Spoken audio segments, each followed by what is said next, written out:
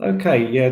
Good afternoon. Hi, everybody. I'm Martin Turbin. I'm a chartered financial planner at Evans Hart, and my role here, as I see it, is to use my financial planning and modelling skills to help clients get and maintain their desired lifestyle. And I'm fortunate to be here with our managing director, Stephen Evans. I'm going to be posing a few questions of Stephen to sort of help our understanding of where we are at the moment in the economic cycle. So, welcome, Stephen. And firstly, I'd like to ask you how our firm of independent financial advisors has coped with the COVID crisis. Yeah. Oh, hello, Martin. Well, I think fortunately we've been able to manage quite well and to continue our advice to our clients, and our 10 advisors and 6 support staff have been able to work from home using the systems that we've installed over the last couple of years, where all the information is on the cloud, and using Teams and Zoom and programs like that. We've been able to work from home where necessary and continue to keep in contact with our clients. We're just beginning to open up the office hub in Fleet Street now, and our members of the firm are coming in 1 or 2 days a week. And so a combination of working from home and getting together in the office is proving a good formula. Good. Yes, it sounds like the firm's been pretty adaptable to the changes. I'd also like to ask what your view of the outlook for the economy is at this stage of the crisis.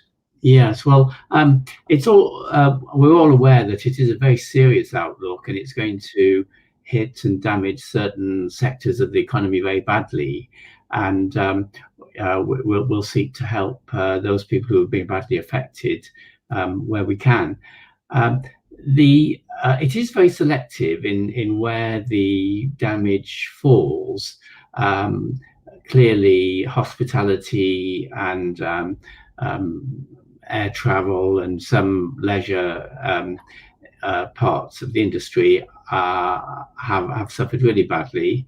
But other sectors like business services and financial services, the public sector have carried on the same level of activity, really. So it's a mixed picture, but overall it's clearly not good when we're looking at maybe a fall for the whole 2020 of GDP compared to the previous year of something like 8 to 10% down, which is worse than the financial crisis of 10 years ago, which was about 5% down in the first year.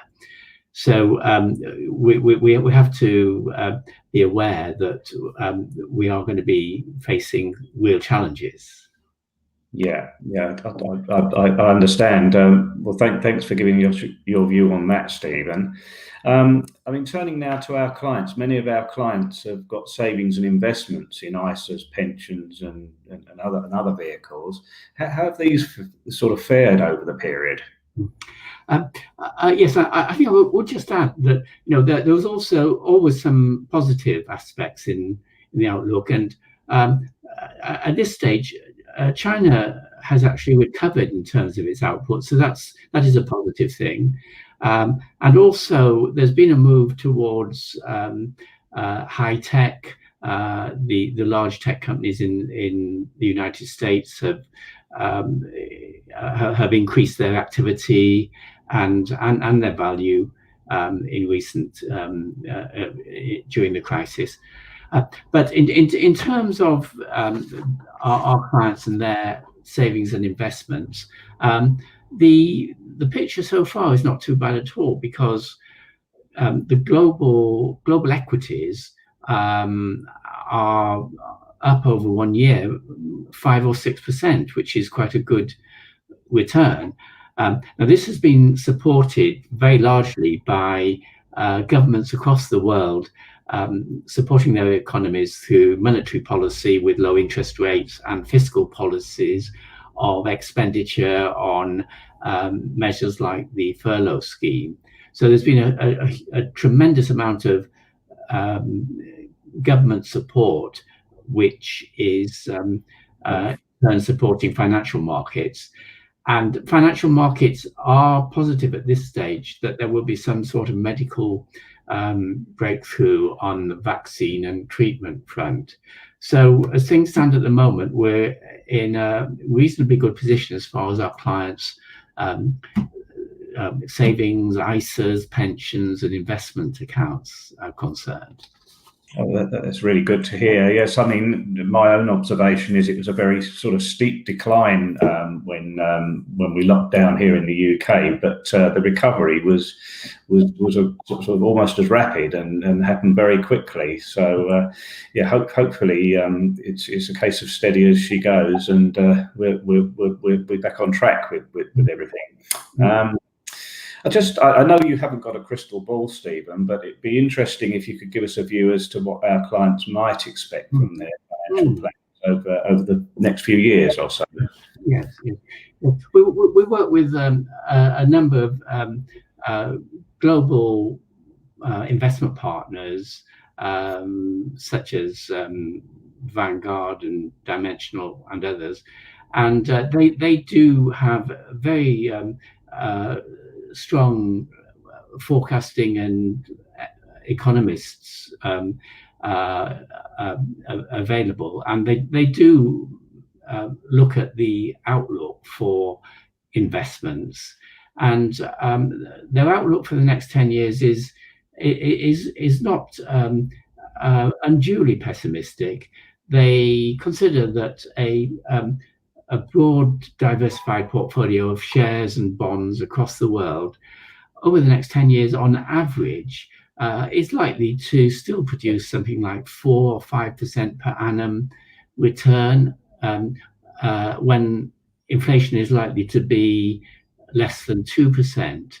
So there is still every reason to continue to invest in companies and government and corporate bonds, and to diversify and to stick to long-term goals.